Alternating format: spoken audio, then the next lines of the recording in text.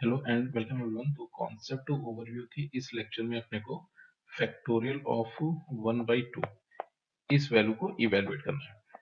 तो अब factorial of 1/2 इस वैल्यू को इवेलुएट करने के लिए जिस कॉन्सेप्ट का यूज करेंगे दैट इज गामा फंक्शन। और गामा फंक्शन क्या होता है और किस तरह से काम करता है ये पिछले वीडियो लेक्चर में हम लोगों ने सीखा था। तो यहाँ पर अब एक काम ये करेंगे कि फैक्टोरियल 1/2 की वैल्यू को इवेलुएट करने के लिए डायरेक्ट गामा फंक्शन को यूज कर रहे होंगे।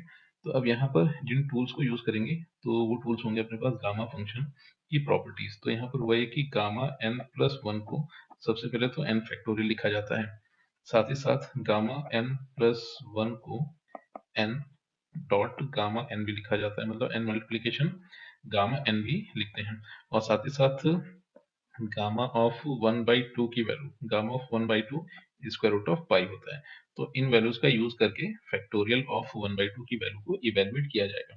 तो अब एक काम यहाँ से ये कर लेते हैं कि गामा 3/2 को अगर देखा जाए तो गामा 3/2 को 1/2 गामा 1/2 लिखा जा सकता है। तो अब अगर गामा 1/2 को देखें तो गामा 1/2 तो अपने को स्क्वायर रूट ऑफ पाई दिया गया था। तो इस तरह से गामा 3/2 बन गया square root of pi divided by 2। अब यहाँ पर एक काम ये कर लेते हैं कि गामा n+1 n फैक्टोरियल के इक्वल था, तो यहाँ से गामा ऑफ 3/2 को 1/2 फैक्टोरियल लिखा जा सकता है। अब देखो n+1 का काम अगर 3/2 कर रहा है तो यहाँ पर n का काम डेफिनेटली 1/2 कर रहा होगा।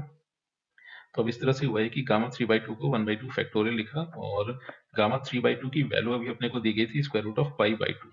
तो इस तरह से जैसे इस वैल्यू को यहाँ पर यूज किया तो अपने को फैक्टोरियल 1/2 की वैल्यू मिल गई that is square root of pi by 2। And यही फैक्टोरियल 1/2 की फाइनल वैल्यू है। तो इनफैक्ट फैक्टोरियल ऑफ 1/2 को लिखा जाएगा square root of pi divided by 2। तो अब ये जो क्वांटिटीज अपने पास दी गई थी, इनफैक्ट ये जो फॉर्मूले अपने को दिए गए थे, ये सारे के सारे फॉर्मूले किसी भी पॉजिटिव नंबर के लिए हमेशा वैलिड है।